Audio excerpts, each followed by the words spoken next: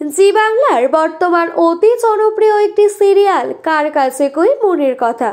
শুরু থেকেই দর্শক মহলে দারুণ চর্চিত এই ধারাবাহিক সম্প্রতি সিরিয়ালে এসেছে এক নতুন মোড়।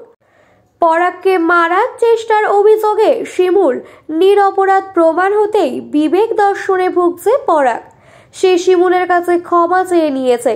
শুধু তাই নয়, পরাগ শিমুলের সাথে নতুন করে আবার সংসার করার ইচ্ছাও জানিয়েছিল, কিন্তু শিমুল আর পিছন ফিরে তাকাতে চান না, তাই না করে দিয়েছিল। এদিকে পুতুল এতদিনে একজন এমন মানুষ খুঁজে পেয়েছে যে পুতুলকে ভালোবেসে বিয়ের কথা বলেছিল। শুধু তাই নয়, সে পুতুলকে বিয়ে করে নিজের কথা রেখেছে। সব চলছিল একরকম। তবে পুতুলের বিয়েতে মিষ্টি আনতে গিয়ে পথে পরাগ এক ভয়ঙ্কর দুর্ঘটনার শিকার হয়। সে এখন পঙ্গু। তার পক্ষে এখন আর কিছুই করা সম্ভব নয়। শিমুল পরাগের দুর্ঘটনার কথা শুনে ছুটে যায় হাসপাতালে। সেখানে নিজের সুরক্ষার কথা না ভেবে সে পরাগকে বাঁচাতে মরিয়া হয়ে ওঠে।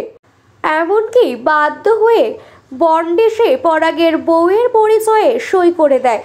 পলাশ চেয়েছিল শিমুলকে আবারও দোষী সাজাতে, কিন্তু পরাগ জ্ঞান ফেরার পর নিজেই পলাশকে সাবধান করে, শিমুলের সাথে খারাপ ব্যবহার করতে বারণ করে। শুধু এটুকুই নয়, পরাগ শিমুল ছাড়া আর কাউকে হাসপাতালে তার কেবিনে ঢুকতে অবধি মানা করে দিয়েছে। এদিকে পুতুলের বিয়ে সব বিঘ্ন পেরিয়ে সম্পন্ন হয়েছে। পলাশ তার বাড়িতে বিশেষ টাকা পয়সা বরাবরই দেয় না, আর এই সময় সে আরোই দেবে না, সেটাই স্বাভাবিক। সম্প্রতি ধারাবাহিকের একটি নতুন প্রোমো সামনে এসেছে। সেখানে রয়েছে আরও বিশেষ চমক দর্শকদের জন্য। পরাগ কাজ করতে পারবে না, এদিকে তাই নিয়ে চিন্তিত মধুবালা দেবী। শিমুলকে বলছেন, আমরা এবার কি খাবো, তাহলে কি রাস্তায় গিয়ে দাঁড়াতে হবে? এদিকে ঠিক সেই সময়েই পরাগের স্কুলের হেডমাস্টার সেখানে উপস্থিত হন। শিমুল তার কাছে নিজের জন্য একটা কাজের আর্জি জানায়। তখন হেডমাস্টার মশাই বলেন, পরাগের চাকরিটা তুমি পেতে পারতে, কিন্তু সেটা তো পরাগের আইনত স্ত্রীর প্রাপ্য। এই কথায় থমকে যায় শিমুল।